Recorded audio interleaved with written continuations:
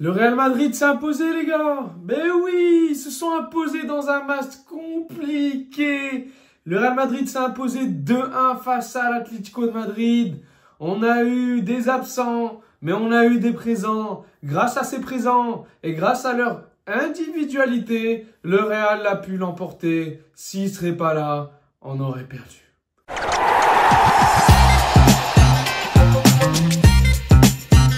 Hola chicos, buenas noches, bienvenidos a todos, j'espère que vous allez bien. Chicos, le Real Madrid s'est imposé 2-1 dans un match très compliqué, faut se le dire.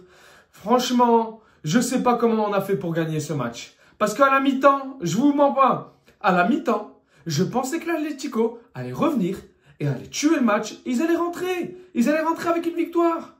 Et au retour, ils auraient été tranquilles, un match nul, ça aurait suffi. Heureusement qu'on a eu un grande Brahim Diaz. Brahim Diaz, vous l'avez vu, fin de match, il était en crampon, il était pas bien, franchement, il était cuit. Il avait des crampes partout, en cramponnette. La camionnette, elle a bien marché aujourd'hui, niveau Brahim Diaz. La camionnette, elle était XXL. Elle a beaucoup roulé. Brahim Diaz, il a carburé. Brahim Diaz, il n'arrêtait pas. Franchement, Brahim Diaz, il a fait un match exceptionnel. Mais vraiment, faut se le dire. La dernière fois, face au Betis Séville, éclatax au max comme Jamax. Mais là, Brahim Diaz, il a sorti un gros match. Rodrigo, pour moi, c'est le deuxième. Pour moi, MVP, aujourd'hui, c'est Brahim Diaz et non Rodrigo. Rodrigo, il arrive en deuxième pour moi. Rodrigo, quel but de Rodrigo. En même pas 10 minutes de jeu, le Real Madrid, ils rentrent bien dans leur match comme face au Betis. Ils sont bien rentrés dans leur match. Un golasso de Rodrigo qui lance le Real, mais parfaitement. Franchement, le but de Rodrigo, exceptionnel. Il rentre, il dribble Galan. Galan, il était encore derrière en train de chercher le ballon où il était. Il voulait faire la touche Galan, mais non, Rodrigo était déjà parti pour marquer un but. Du pied gauche, un bambasso, joli but de Rodrigo. Mais vraiment, l'homme de la Ligue des Champions, c'est lui. Face au Betis Séville, il était absent. Mais vraiment absent. Mais là, ce soir, Rodrigo, il a répondu présent. La composition, elle était parfaite côté Carlo. J'aurais pas mieux fait. Moi, si j'étais... C'est ce que je voulais. Et on l'a eu. Valverde, arrière droit. Deuxième, la charnière centrale, Asensio Rudiger, qui marche mieux que Rudiger à là-bas, faut se le dire. Ferland Mendy a fait son match également, il a fait un bon match défensivement. Au milieu de terrain, on a eu Camavinga et Tchouaméni. Brahim à gauche, Rodrigo à droite. Et on a eu les deux attaquants, les deux tocards, les deux nullards, qu'on ne les a pas vus du match. La charnière centrale, elle a fait un bon match. Asensio, il a été bon. Asensio, il montre de match en match, il montre qu'il est titulaire indiscutable à cet instant T. Il ne doit plus bouger. Tu peux le laisser se reposer face au Rayo? Non, faut pas se laisser se reposer. Il enchaîne. Il doit jouer, ce petit. Il doit jouer. Il alterne entre Alaba et Rudiger, les deux vieux qui n'arrivent pas à enchaîner 4 matchs d'affilée et à se blesser tous les 3 semaines. Non. Il alterne entre les deux vieux. Franchement, la vérité, Alaba, on a vu quand même que son absence aujourd'hui, qu'elle a fait du bien.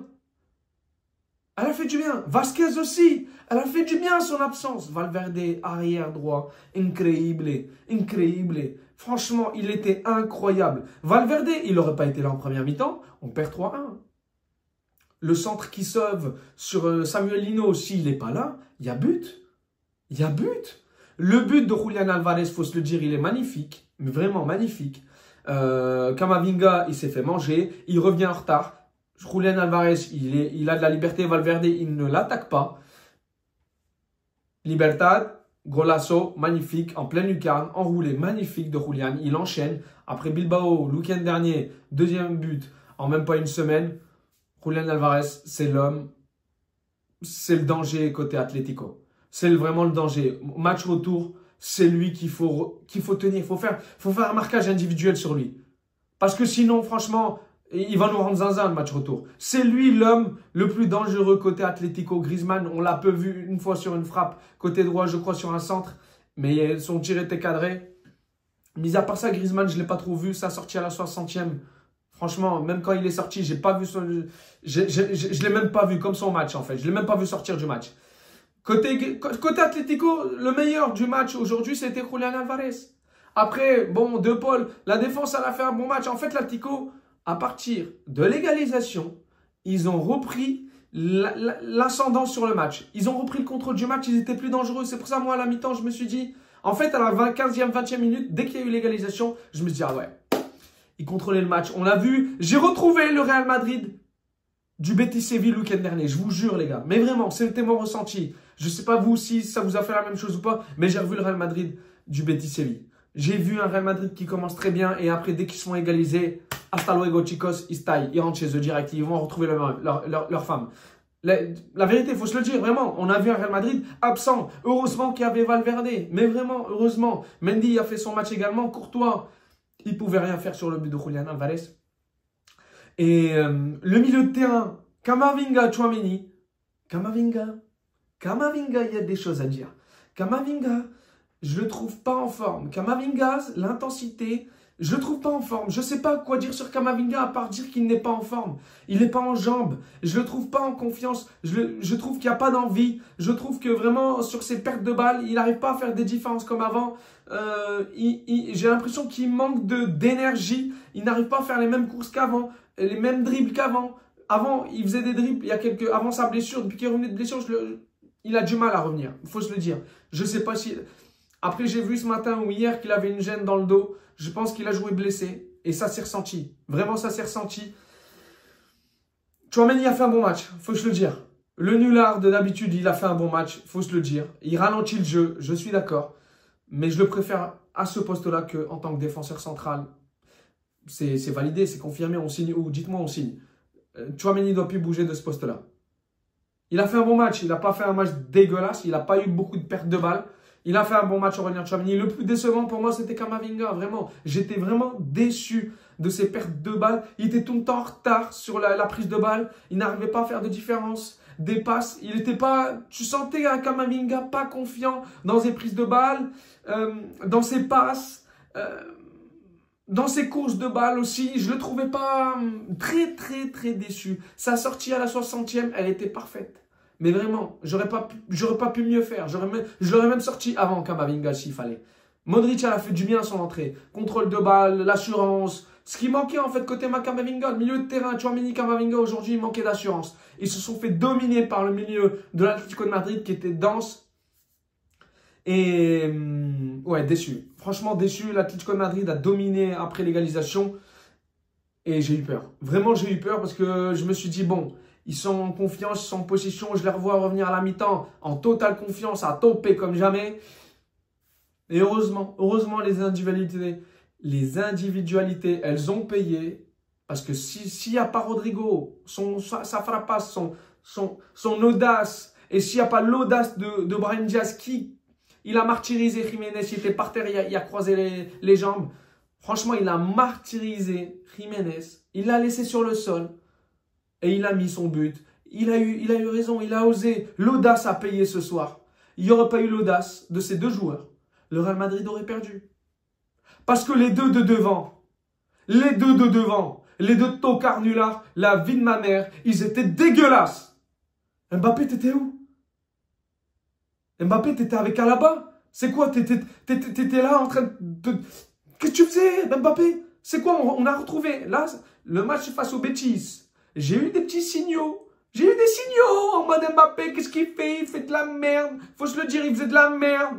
Et là, aujourd'hui, je l'attendais. En fait, on attendait tous, on pensait tous que les deux joueurs, les joueurs décisifs du Real Madrid, ça allait être Mbappé, Vinicius. Passe D pour Mbappé, de Vinicius et goal. On n'a rien eu de tout ça, les gars. Mbappé, fantomastique, catastrophique. Vinicius, on l'a vu sur une frappe ou deux, une frappe cadrée d'Mbappé, alors que d'habitude, avant le match du Betis Séville, on était à minimum 3 tirs cadrés de Mbappé. 3 tirs, minimum. Là, ce soir, un tir cadré d'Mbappé en dehors de la surface à 35 mètres, du pied gauche, éclaté au sol, sa frappe. Aucun danger. Ce qui m'énerve chez Mbappé, c'est vraiment son envie de descendre, de dézonner, de venir chercher la balle sur le côté au milieu de terrain. et de faire je ne sais quoi. En fait, il vient chercher la balle à Tchouaméni ou à Modric ou à Noseke, les latéraux, et il refait la passe pour changer d'aile à Camavinga. Elle est où l'utilité là-dedans? Elle est où l'utilité là-dedans? Je voyais des fois des possessions du Real Madrid dans le camp de l'Atlético de Madrid. Je voyais un arc de cercle. Vinicius, Camavinga, Tchouaméni, Mbappé, Rodrigo, Valverde. Et je voyais tous les joueurs de l'Atlético de Madrid. Un mur, tout le milieu. Il y avait personne. Les défenseurs centraux, ils étaient tranquilles. De l'Atlético de Madrid, ils étaient tranquilles. Mais vraiment, sur les possessions de balles qu'ils ont eu le Real Madrid à chaque fois, ils étaient tranquilles. Mbappé, il descendait à chaque fois. Et ça, c'est impossible. Je ne peux plus voir ça, moi. Ce n'est pas son rôle. Il doit rester en pointe. Il doit gêner les défenseurs centraux. Bordel de merde. C'est plus possible. Parce que là, il n'y a aucun danger. Mis à part les individualités qu'on a eues sur les 2 buts, il n'y a nada. Il n'y a pas de jeu. Il n'y a pas de total régal. La vérité, on a vu sur les côtés. Mais au milieu de terrain, mais les gars, non en fait. Je suis désolé, non, je ne peux pas avoir ça, moi. Il n'arrêtait pas de venir descendre. Il ne servait à rien. Donc si tu ne sers à rien en descendant au milieu de terrain, chercher la balle et la remettre à un autre ça ne sert à rien, reste devant, gêne-les. Fais des appels de balles. On est obligé de jouer en arc de cercle parce qu'il n'y a personne qui fait un appel devant au milieu. L'autre, il colle la ligne gauche, l'autre, il colle la ligne droite. Ils ne font pas d'appel. Ils ne font pas d'appel. À l'entrée de la surface, il n'y en a aucun. Ils aiment bien rentrer avec la balle et faire des petites 1-2 s'il faut. On l'a vu avec Brahim Diaz et Vini, j'ai bien aimé l'entente entre les deux. Les petites combinaisons, etc. J'ai bien aimé. Mais mis à part ça, il n'y a aucun danger en fait. Et c'est ça qui est problématique aujourd'hui. Et on a ressenti, en fait, j'ai remarqué que quand il n'y a pas de Jude Bellingham, il n'y a pas de danger en fait. Il n'y a pas de danger devant. Et s'il y aurait eu Jude, il aurait été là. Il aurait fait des appels de balles. Parce que le Mbappé, il descend trop, il dézone trop. Donc Jude, il monte, il prend sa place, il prend le relais.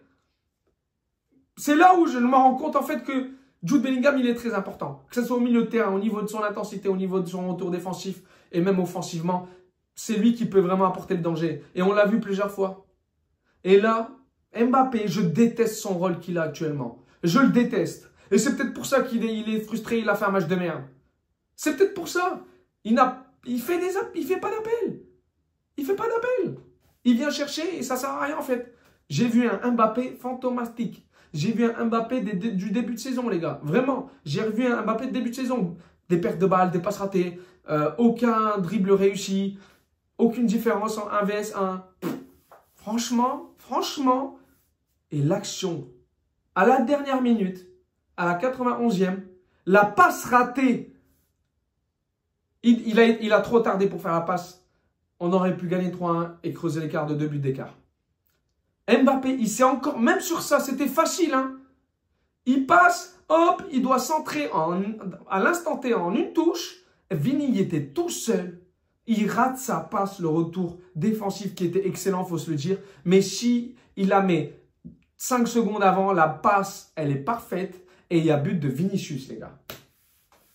Et Mbappé, même sur ça, il n'a pas réussi à faire une passe parfaite où on aurait pu gagner 3-1 et enchaîner le match retour plus tranquillement. Là, 2-1, retour chez eux. Franchement, ça va être très, très compliqué. L'entrée d'Hendrick, je l'ai trouvé bonne. Ça a duré 5 minutes, mais j'ai trouvé un mec qui en avait envie. Il y en avait plus envie en 5 minutes. J'ai vu plus d'envie en 5 minutes chez Hendrick qu'en 90 minutes chez Mbappé. La vérité, il faut se le dire. Vinicius, bon, bidon. Il y a eu 2-3 frappes, mais vraiment aucune différence comme d'habitude.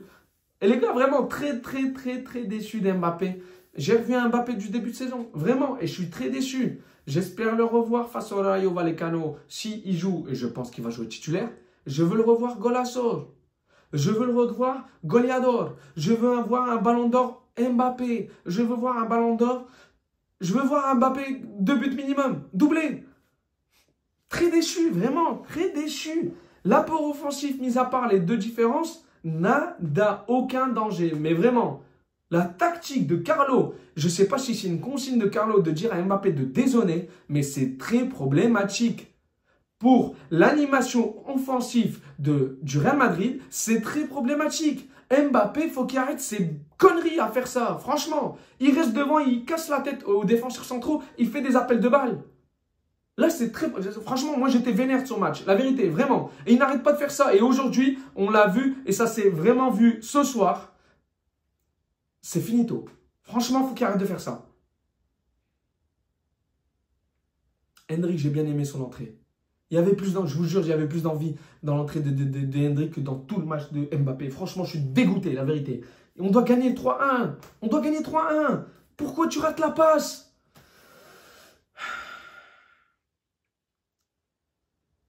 Grande Valverde. Franchement, Valverde exceptionnel. S'il n'est pas là, je vous jure, on perd. Je vous jure, on perd. Mais vraiment, vraiment, faut se le dire. Faut se le dire. Donc on compte sur... En fait, actuellement, cette saison, je suis en train de me dire qu'on compte que sur les individualités des joueurs. On n'a aucune animation offensive qui fait plaisir. On s'est fait dominer de la 30e jusqu'à la 55e où il y a eu le but. Mais même après ça, je me suis dit, bon, ils peuvent peut-être revenir et arracher le match nul. On a l'habitude avec l'Atlético. Heureusement qu'ils n'ont pas été aussi dangereux. Le deuxième but leur a mis un petit coup au moral. Mais le match retour, ça va être la guerre. Ça va être la troisième guerre mondiale. Je vous le dis, les gars. Mais vraiment, ça va être la guerre. Heureusement, on n'a pas eu de carton jaune. L'arbitrage était bon aujourd'hui, côté Le Texier.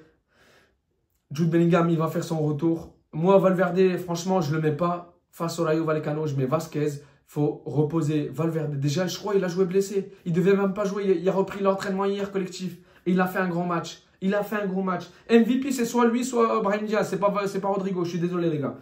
Il a fait un gros match, Valverde. Pas chaval. Gros match. Gros match de Valverde, Brahim Diaz. Franchement, un 9 sur 10. Valverde, 10 sur 10. Hein, parce qu'il nous a sauvés. Hein. Franchement, la vérité. Un Real Madrid mitigé. Franchement, mitigé. Ils n'ont pas fait un excellent match. C'était un bon match, mais je suis déçu de certaines choses quand même. L'animation offensive de Camavinga, de Mbappé, de Vinicius également. Les deux joueurs qui doivent faire la différence, ils n'ont rien fait du tout. Je les attends en tournant la semaine prochaine.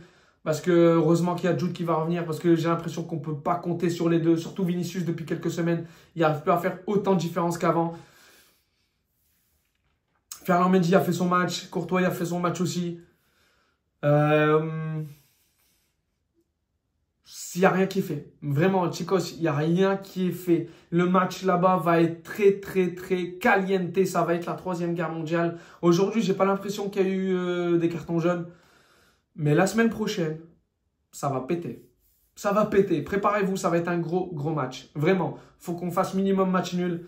Je sais qu'on va encaisser un but, c'est sûr. C'est sûr et certain. Parce que là-bas, l'ambiance, la pression qu'il y aura, il faudra surmonter ça. Et Vini, je l'attends en tournant. Il ne faut pas qu'il se prenne un carton. Parce que franchement, là-bas, il va se faire insulter. C'est sûr et certain. Il faudra rester focus et rien lâcher mentalement. Il faudra être agressif, mais proprement. On verra bien, Chicos. Un Real Madrid décevant qui s'impose 2-1. Moi, je suis déçu. La vérité, je suis déçu. Même si on a gagné 2-1, je suis déçu. Et je ne suis pas confiant à 100% pour le match retour. On verra bien, Chicos, pour le match retour. D'ici là, on se retrouve pour le prochain match du Real Madrid qui joue contre Rayo Vallecano dimanche à 16 h. Mais demain, il y a un gros match PSG-Liverpool qu'on va tous regarder.